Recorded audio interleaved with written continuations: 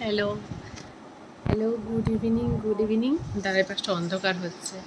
তো তোমাদের অনেকদিন ব্লগটা দেওয়া হয়নি, তো আজকে আবার ব্লগ দিচ্ছি। আমি তোমাদের বলেছিলাম আগের ব্লগই, তোমরা জেনেছো যে আমি খুব অসুস্থ ছিলাম। এখনও যে পুরোপুরি সুস্থ তা নয়, তবে আগের থেকে ভালো আছি একটুখানি। তাই ভাবলাম একটু তোমাদের সাথে কথা বলি। তোমরা সবাই কেমন আছো? ভালো আছো তো? আমার গলাটা এখন অবধি গলাটা ধরে আছে। যাই হোক, তবে যে অবস্থার মধ্যে দিয়ে গেছিলাম, মানে কি বলবো, খুবই বাজে কন্ডিশনের মধ্যে দিয়ে গেলাম। লাস্ট ধরে নাও তোমার রবিবার থেকে, রবি সোম মঙ্গল বুধ, আজকে বৃহস্পতি, আজকেও খুব একটা ভালো নয়, কিন্তু আগের থেকে ভালো। এই 4 দিন আমি যা খারাপ ছিলাম যে তুমি বিশ্বাস করতে পারবে না। এই 4 দিন আমি ব্লগ পর্যন্ত দিতে পারিনি কোনো। কি করবো বলো, আমার কিচ্ছু ভালো লাগছিল না। শরীর ভালো থাকলে না, মানে ভালো থাকলে আলাদা কথা, কিন্তু ভালো যদি না থাকে তার কি ভালো হবে বলো? যাই হোক, তো তোমাদের ওখানে বৃষ্টি হচ্ছে? আমাদের এখানে আজকে হয়নি। আর দিনের বেলা তো জানোই, নতুন করে বলার কিছু নেই। যারা আমাদের পশ্চিমবঙ্গে যারা থাকি, বাপরে বাপ অবস্থা খারাপ হয়েছে। পশ্চিমবঙ্গের মধ্যেও যারা আমরা সাউথের দিকে থাকি, তাদের অবস্থা খুব খারাপ। আর তবুও পরশু দিনও সন্ধেবেলা থেকে ঝড় বৃষ্টি হয়েছে। তবে বৃষ্টি যে বিশাল হয়েছে তা না, তবে হয়েছে। কিন্তু গতকাল তো ভীষণ বিদ্যুৎ চমকানো, মেঘের গর্জন, ঝড়ও ছিল। কালকে বৃষ্টিটা হয়েছিল, তবু আজকে একদমই কিছু, তার কোনো এফেক্টই নেই। এফেক্ট বলতে আরও গরম। ঠিক আছে, জানি না আবার কখন কি হবে। আবার বলছে নাকি আগামীকাল থেকে আরও 3 ডিগ্রি টেম্পারেচার বাড়বে। মানে আমি ভাবছি যে এগুলো কতদিন আর চলতে পারে। সিরিয়াসলি এই গরমে সত্যি ভালো লাগছে না গো, সত্যি ভালো লাগছে না। গরম গরম আমি জানি না তোমাদের কাদের পছন্দ, বাট আমার সত্যি পছন্দ নয় একদমই।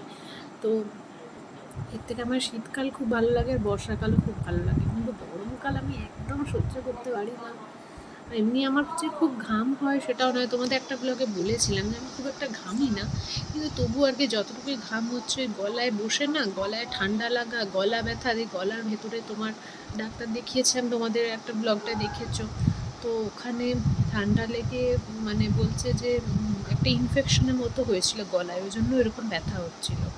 তারপর সেখান থেকে হাঁচি হাঁচি হাঁচি হাঁচি হাঁচি, তারপরে সর্দিটা এখনও বুঝতে পারছো, গলাটা এখনও ধরা ধরা।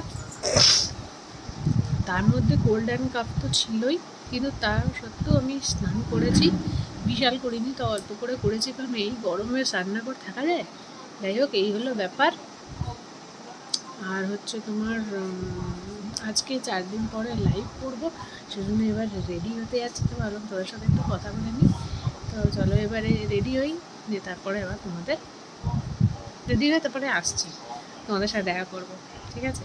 As a new subscriber, hello hello বলতে ভুলে গেছি, নিজের শরীর খারাপের চক্করে কিছু মনে নেই। হ্যালো হ্যালো, চলো আসছি।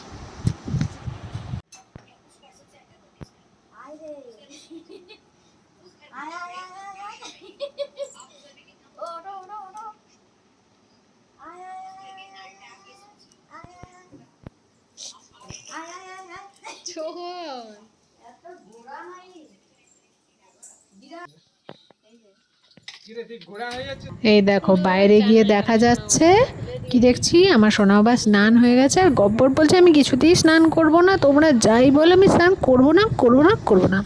আর এই যে দাদুন দাদুন আমাকে ধরে স্নান করে দিলে। দাদাকে করেছিলে, আমাকে কেন করাতে গেলে? আমার তো ভাই ঘুম পাচ্ছে না।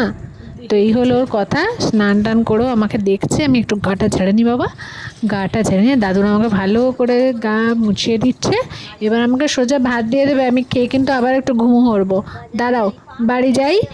হ্যালো হ্যালো মা, হ্যালো মা, দেখাচ্ছ আমাকে কেমন স্নান করে দিল দাদুন।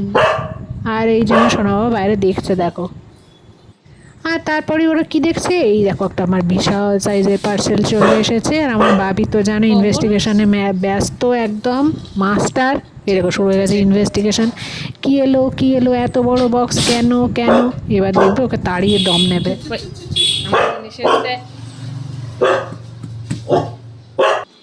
চা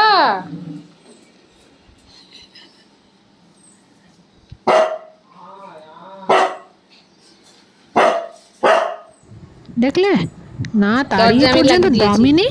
তো যাই হোক, আজকের আমার ব্লগটা এই অবধি থাকলো। ব্লগটা কেমন লাগলো অবশ্যই জানিও।